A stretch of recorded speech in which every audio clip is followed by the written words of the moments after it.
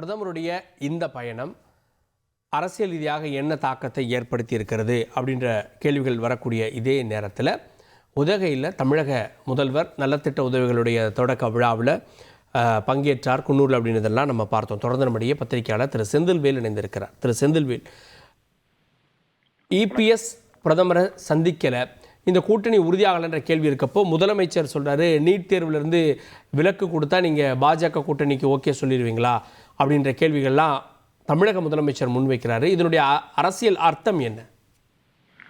ஒரு நெருக்கடியை, கூட்டணி தொடர்பான ஒரு நெருக்கடியை மாண்புமிகு முதலமைச்சர் அவர்கள் அஇஅதிமுகவிற்கு தருகிறார் என்பதாகத்தான் புரிந்து கொள்ள முடிகிறது. ஒரு பொலிட்டிக்கல் இதுதான், நெருக்கடி தான் அதிமுகவுக்கு. ஏன்னா கடந்த காலங்களில் திராவிட முன்னேற்ற கழகம் அடல் பிகாரி வாஜ்பாய் அவர்களோடு கூட்டணியில் இருந்த காலகட்டத்தில் ஒரு குறைந்தபட்ச செயல் திட்டத்தை அவர்கள் போட்டிருந்தாங்க. திமுக ஒரு குறைந்தபட்ச செயல் திட்டம் போட்டிருந்தது. அந்த குறைந்தபட்ச செயல் திட்டத்துல திராவிட முன்னேற்ற கழகத்தினுடைய கொள்கைகள் எல்லாம் அவங்க வலியுறுத்தி இருந்தாங்க. உதாரணமாக நீங்க அன்றைக்கு பாபர் மசூதி இடிக்கப்பட்ட அதே இடத்துல ராமர் கோயில் கட்டக்கூடாது, காஷ்மீருக்கான சிறப்பு அந்தஸ்தை நீக்கக்கூடாது, இந்த மாதிரி பல ஒப்பந்தங்களை போட்டு அந்த ஒப்பந்தங்களில் பாஜக கையெழுத்திட்டு இருந்தது.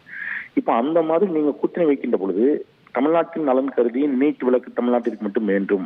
அதே மாதிரி நீங்க தொகுதி மறுவரையறையில் தமிழ்நாடு பாதிக்கப்படக்கூடாது, தமிழ்நாட்டிற்கான இடங்கள் குறைக்கப்பட்டு விடக்கூடாது போன்ற உறுதிமொழிகளை நீங்கள் பெறுவீர்களா, பெற்றுத்தான் கூட்டணி வைப்பீர்களா என்ற ஒரு கேள்வியை எடப்பாடி பழனிசாமி நோக்கி அவர் எழுப்புகின்ற பொழுது இது நிச்சயமாக அஇஅதிமுகவுக்கு ஒரு பெரிய நெருக்கடியை தரும். நீங்க தமிழ்நாட்டின் நலன்களை காவு கொடுத்து அதிமுக பாஜகவோடு கூட்டணிக்கு செல்கிறது என்ற ஒரு விமர்சனத்தை அஇஅதிமுகவை நோக்கி வைக்கும். இது அதிமுகவிற்கு அவர் தரக்கூடிய நெருக்கடி.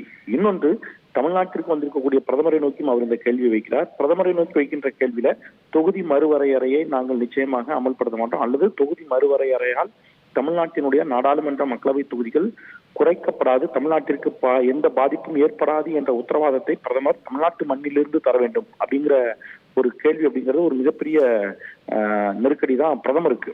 ஏன்னா தமிழ்நாட்டிற்கு வந்திருக்கின்ற போது இந்த கேள்வி அவர் வைக்கிறார்.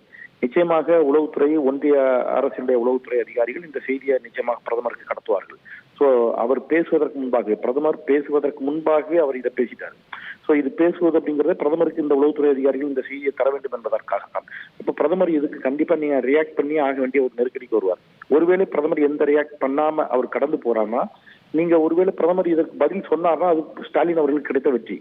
நீங்க ஒருவேளை ஸ்டாலின் அவர்கள் இந்த கேள்வியை எழுப்பாமலேயே கூட பிரதமர் இதற்கு பதில் சொன்னாலும் நீங்க இப்ப முன்பாகவே ஸ்டாலின் அவர்கள் இந்த நெருக்கடியை தந்து அவர் பதில் சொல்வதால் இது ஸ்டாலின் அவர்களுடைய பதிலுக்கு கிடைத்த வெற்றியாக பார்க்கப்படும்.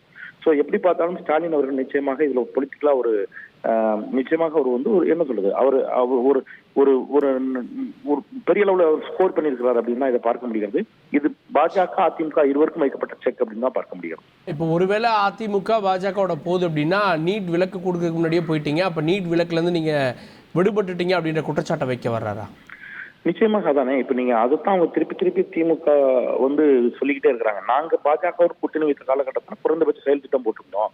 நீங்க ஈவன் ஐக்கிய முற்போக்கு கூட்டணி அரசு இருந்த பொழுதும் கூட அந்த மாதிரியான குறைந்தபட்ச செயல் திட்டங்கள் எல்லாம் இருந்துச்சு. நீங்க அதை மீறுகின்ற பொழுது அங்க செக் அண்ட் பேலன்ஸ் இருக்கும், நீங்க ஆதரவை திரும்ப பெறக்கூடிய ஒரு நெருக்கடி இருக்கும். இந்த மாதிரி எந்த அடிப்படை இல்லாம, எந்த விதமான ஒரு புரிந்துணர்வும் இல்லாம, ஒப்பந்தம் போடப்படாம, நீங்க எதையுமே இல்லாம மொத்தமாக போய் நீங்க கூட்டணியை வைத்தது மட்டுமல்லாமல் தமிழ்நாட்டினுடைய உரிமைகளை காவு கொடுத்தீர்கள், சிஏஏவுக்கு ஆதரவு கொடுத்தீங்க.